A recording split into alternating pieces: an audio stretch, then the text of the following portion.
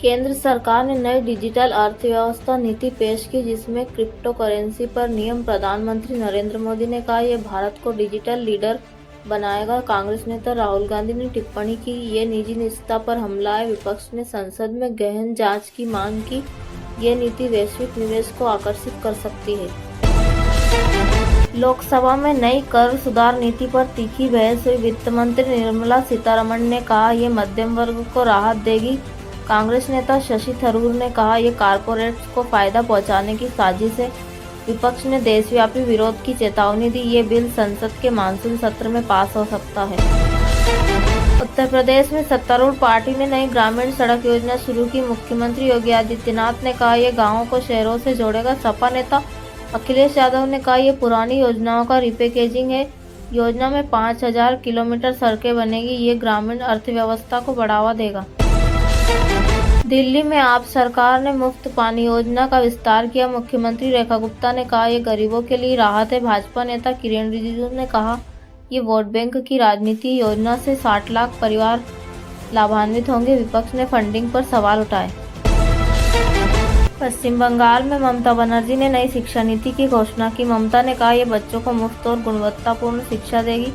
भाजपा नेता शुभेंद्र अधिकारी ने कहा, ये केवल प्रचार है, परिणाम शून्य। योजना में मुफ्त किताबें और छात्रवृत्ति शामिल। ये राज्य की शिक्षा व्यवस्था को प्रभावित करेगी। केंद्र ने नई सौर ऊर्जा नीति में 8000 करोड़ का निवेश घोषित किया। नरेंद्र मोदी ने कहा, यह भारत को हरित भविष्य देगा। कांग्रेस नेता प्रियंका गांधी ने कहा, यह नीति लागत बढ़ाएगी। विपक्ष ने कार्यान्वयन पर सवाल उठाए। ये नीति जलवायु लक्ष्यों को समर्थन देगी। बिहार में सत्तारूढ़ गठबंधन ने नई स्वास्थ्य बीमा योजना शुरू की। नीतीश कुमार ने कहा, यह गरीबों को मुफ्त इलाज देगी। तेजस्वी यादव ने कहा, ये योजना केवल कागजी है। योजना से 1 करोड़ लोग लाभान्वित होंगे। ये बिहार की स्वास्थ्य व्यवस्था को बदलेगा। केंद्र ने भ्रष्टाचार विरोधी अभियान में नए छापे शुरू किए। गृह मंत्री अमित शाह ने कहा, भ्रष्टाचार पर जीरो टॉलरेंस। असदुद्दीन ओवैसी ने कहा, यह विपक्ष को दबाने की साजिश है। जांच एजेंसियों ने बड़े सबूत जुटाए। ये मामला संसद में हंगामा मचाएगा। महाराष्ट्र में सत्तारूढ़ गठबंधन ने बाढ़ राहत के लिए 2500 करोड़ की घोषणा की। मुख्यमंत्री फडणवीस ने कहा, यह प्रभावितों को तत्काल मदद देगा। शिवसेना नेता उद्धव ठाकरे ने कहा, यह राहत राशि पर अपर्याप्त है। विपक्ष ने वितरण में पारदर्शिता की मांग की। यह मुद्दा विधानसभा में गर्म रहेगा। तमिलनाडु में डीएमके ने नई मछुआरा कल्याण योजना शुरू की। मुख्यमंत्री स्टालिन ने कहा, यह तटीय समुदायों को सशक्त करेगा। भाजपा नेता तमिलसाई ने कहा, यह केवल वोट के लिए है। योजना में सब्सिडी और प्रशिक्षण शामिल। ये मछुआरों की आजीविका सुधारेगी।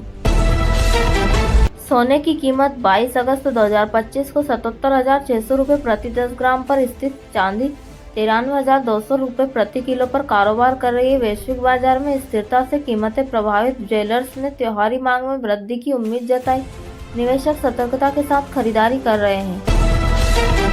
महंगाई दर 6.9% पर। खाद्य और ईंधन कीमतों में उछाल। शहरी बेरोजगारी दर 8.5% पर। सेवा क्षेत्र में छंटनी। सरकार ने 3,500 करोड़ के रोजगार फंड की घोषणा की। ट्रेड यूनियनों ने विरोध की चेतावनी दी। मध्यम वर्ग पर आर्थिक दबाव बढ़ रहा है।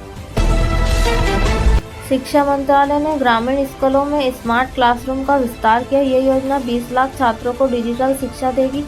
शिक्षकों ने तकनीकी प्रशिक्षण की मांग की। पहला चरण अक्टूबर 2025 से शुरू होगा। ये शिक्षा में तकनीकी क्रांति लाएगा। भारत ने मध्य पूर्व में शांति वार्ता के लिए मध्यस्थता शुरू की। जयशंकर ने कहा, भारत शांति का दूत है। विपक्ष ने इसे दिखावटी कदम बताया। चर्चा सितंबर में शुरू होगी। ये भारत की वैश्विक छवि को मजबूत करेगा। मुंबई में भारी बारिश। 180 मिलीमीटर बारिश से बाढ़ की स्थिति। मौसम विभाग ने 48 घंटों के लिए रेड अलर्ट जारी किया।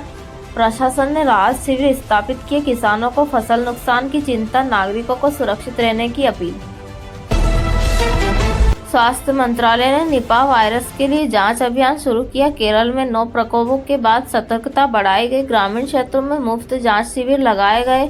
नागरिकों से सावधानी बरतने की अपील। ये वैश्विक स्वास्थ्य खतरा बढ़ सकता है। दिल्ली में सामुदायिक तनाव के बाद कर्फ्यू लागू। पुलिस ने 4 लोगों को हिरासत में लिए। स्थानीय नेताओं ने शांति की अपील की। जांच समिति ने सीसीटीवी फुटेज की जांच शुरू की। ये घटना सोशल मीडिया पर चर्चा में है। शाहरुख खान की नई फिल्म पठान 2 का टीजर रिलीज। फिल्म में एक्शन और देशभक्ति की कहानी है। समीक्षकों ने टीजर की सराहना की। दर्शकों में रिलीज को लेकर उत्साह। फिल्म जनवरी 2026 में रिलीज होगी। शहरी बेरोजगारी दर 8.7% पर। आईटी क्षेत्र में कमी। सरकार ने 4000 करोड़ के स्वरोजगार फंड की घोषणा की। महंगाई से खाद्य कीमतें 7.2% बढ़ी। ट्रेड यूनियनों ने हड़ताल की चेतावनी दी। ये मध्यम वर्ग के लिए चुनौती है। भारत ने G20 में नई हरित ऊर्जा नीति पेश की। जयशंकर ने कहा, यह जलवायु नेतृत्व का प्रतीक है। विपक्ष ने इसे अपर्याप्त बताया। नीति में सौर ऊर्जा पर जोर है। ये भारत की पर्यावरण छवि को मजबूत करेगा।